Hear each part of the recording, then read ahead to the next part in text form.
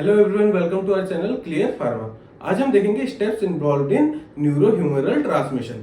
अगर हम neurohumoral transmission को क्विक रिवीजन दे तो पता चलता है कि जब दो न्यूरॉन के बीच में केमिकल के थ्रू जो ट्रांसमिशन ऑफ मैसेजेस हो रहे हैं, इसी को न्यूरोह्यूमरल ट्रांसमिशन कहते हैं। तो सबसे पहले देखते हैं कि कैसे और कौन कौन से सब्सटेंस होते हैं जो न्यूरोह्यूमरल ट्रांसमिशन में हेल्प करते हैं।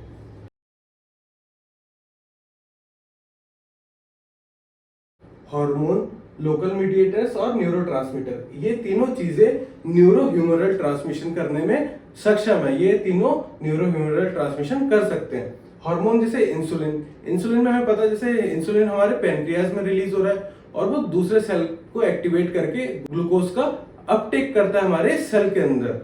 तो ये हो गया हार्मोन का एक एग्जाम्पल। फिर हमारा थायराइड हो गया। थायराइड क्या हो रहा है, वो हमारे गले के यहाँ से थायराइड ग्लैंड से रिलीज होकर हमारे पूरे बॉडी में जाता है और अपना एक्शन शो करता है। तो वो भी क्या कर रहा है, अपनी सिग्नलिंग दे रहा है। फिर आता है हमारा लोकल मीडिएटर्स। लोकल मीडिएटर्स जैसे हिस्टामिन और प्रोस्टाग्लैंडिन, ये क्या करते हैं, लोकली एक्ट करते हैं। जैसे हिस्टामिन मेरे मास्ट सेल से रिलीज हुआ, मेरे लंग्स के मास्ट सेल से अगर रिलीज हुआ तो वो लंग्स में क्या करेगा, अस्थमा कॉज कर सकता है। तो इसके एग्जाम्पल हो गया हमारा हिस्टामिन और प्रोस्टाग्लैंडिन। इसके बाद आता है न्यूरोट्रांसमीटर। न्यूरोट्रांसमीटर कौन सा है, जैसे जो दो न्यूरॉन के बीच में केमिकल का ट्रांसमिशन हो रहा है, जैसे एसिटाइल कोलिन, गाबा, ग्लूटामेट, ये सारी चीजें क्या हो गई, न्यूरोट्रांसमीटर। अगर हम स्टेप्स देखें जो न्यूरोह्यूमरल ट्रांसमिशन में हेल्प कर सकते हैं,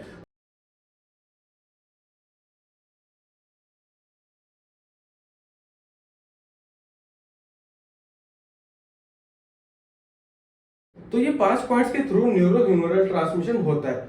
अब हम एक डायग्राम से समझने की कोशिश करते हैं कि क्या क्या स्टेप्स हैं और वो कैसे एक्ट कर रहे हैं।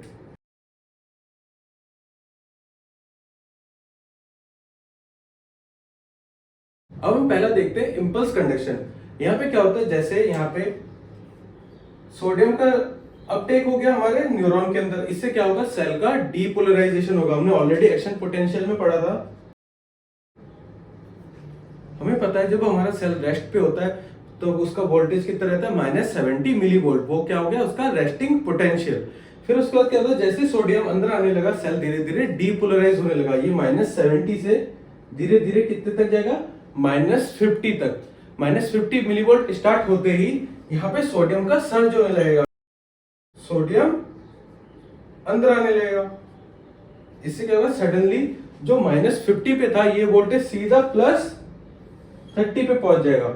इसी प्रोसेस को डीपोलराइजेशन कहते हैं। ये -70 से ये 30 तक पहुंच गया, ठीक है।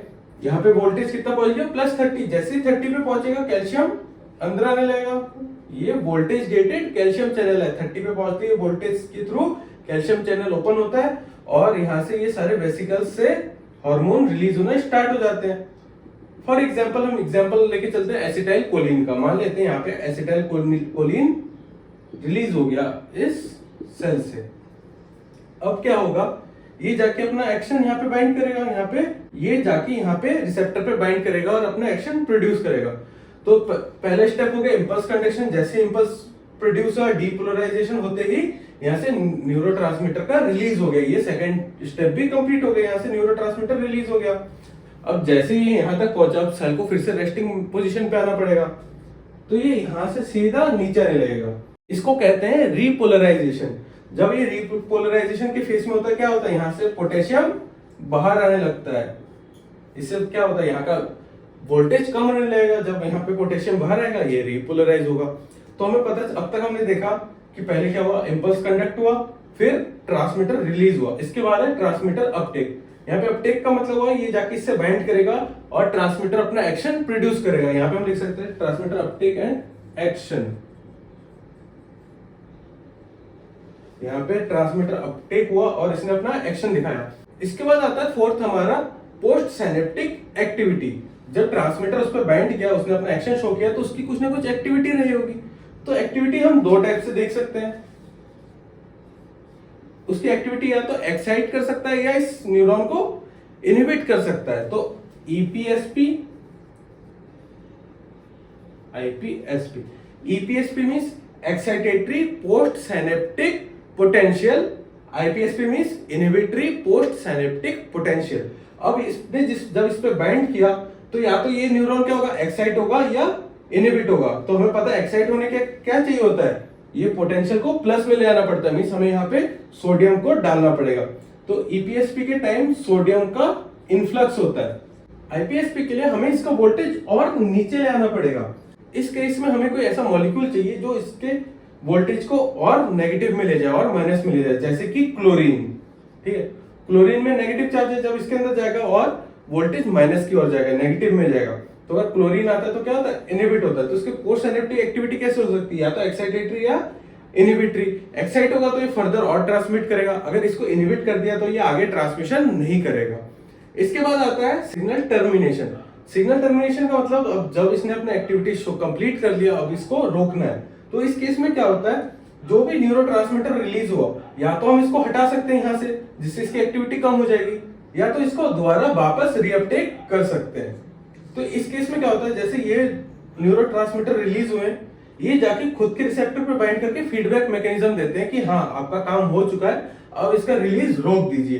तो इस केस में क्या होगा, इसका रिलीज रुक जाएगा जब ये खुद के रिसेप्टर पे बाइंड करके फीडबैक मैकेनिज्म से खुद को रोकेगा कि इसका रिलीज और ना हो। इसके अलावा क्या हो सकता है, टाइम के साथ साथ ये एसिटाइल कोलिन डिग्रेड हो जाते हैं, मींस जो पहले एसिटाइल कोलिन था वो ब्रेक होके एसिटाइल और कोलिन में डिवाइड हो जाएगा। तो अगर ये ब्रेक हो जाएगा तो ये इसकी एक्टिविटी शो नहीं कर पाएगा। तो हमने सिग्नलिंग टर्मिनेशन किस टाइप से कर सकते हैं, न्यूरोट्रांसमीटर का डिग्रेडेशन और न्यूरोट्रांसमीटर का रीअपटेक और inhibiting release of neurotransmitter. Signal termination में 3 मेथड के थ्रू हो सकता है। पहला फीडबैक मैकेनिज्म, जो हमने देखा कि इसने इसको फीडबैक दिया कि और रिलीज मत करो, तो इससे क्या होगा, इसका रिलीज रुक गया, इनहिबिट हो गया रिलीज। और दूसरा मेथड क्या हुआ, ये जो भी न्यूरोट्रांसमीटर है ये दोबारा से सेल के वेसिकल्स में वापस आ जाए। ठीक है, तो ये हो गया रीअपटेक। इसके अलावा हमने देखा क्या, इसका डिग्रेडेशन। डिग्रेडेशन में क्या होगा, एसिटाइल कोलिन ब्रेकडाउन हो जाएगा एसिटाइल और कोलिन में। तो ये हो गया हमारे steps involved in neurohumoral transmission. अगर एक क्विक रिवीजन दे तो पहला है हमारा इंपल्स कंडक्शन। इंपल्स कंडक्शन कैसे हो रहा है, जैसे यहाँ पे सोडियम का इन्फ्लक्स हो रहा है, सोडियम अंदर आने लगेगा तो इससे क्या होगा, सेल में डीपोलराइजेशन होगा, डीपोलराइजेशन, डीपोलराइजेशन होगा। तो डीपोलराइजेशन से क्या होगा, ये इसका वोल्टेज -70 से +30 तक आएगा। जैसे ही +30 पे आएगा तो voltage gated calcium channel open होगा और ये कैल्शियम आके इन वेसिकल्स पे बाइंड करके इनका रिलीज करवाते हैं। ठीक है, तो क्या होगा, ये न्यूरोट्रांसमीटर रिलीज हो गया। अब जैसे ही न्यूरोट्रांसमीटर क्या रिलीज हो, ये जाके क्या कर रहे हैं, अपने रिसेप्टर पे बाइंड कर रहे हैं और अपना एक्शन शो कर रहे हैं। तो इसके बाद इसकी क्या एक्टिविटी होगी, एक्शन शो करने के लिए इसकी कुछ ना कुछ एक्टिविटी होनी चाहिए। तो इसकी एक्टिविटी होगी या तो वो ईपीएसपी के थ्रू एक्ट करेगा या आईपीएसपी, मींस या तो इस न्यूरॉन को एक्साइट करेगा या इनहिबिट करेगा। फिर एज पर द रिक्वायरमेंट इसने इसको एक्साइट किया और इनहिबिट किया, इसका काम हो चुका है, इसकी एक्टिविटी खत्म हो चुकी है। अब हमें इस न्यूरोट्रांसमीटर को, इस सिग्नल को टर्मिनेट करना है, मतलब इस सिग्नल को रोकना है। तो उसके लिए हमने क्या क्या मेथड देखा, एक है फीडबैक मैकेनिज्म, जहां पे क्या हुआ, इस फीडबैक के थ्रू इसने बोला कि और रिलीज मत करो, यहाँ पे क्या हुआ, फर्दर रिलीज इसका रुक गया। इसके अलावा रीअपटेक, जो भी हार्मोन थे वो दोबारा रीअपटेक हो गए। और इसका डिग्रेडेशन, फोर्थ क्या, जितने भी हार्मोन बचे हुए थे वो टाइम के साथ डिग्रेड हो गए, इसका एक्शन खत्म हो गया। तो ये हो गया हमारा steps involved in neurohumoral transmission. अब इसका स्क्रीनशॉट ले लीजिए। Thank you.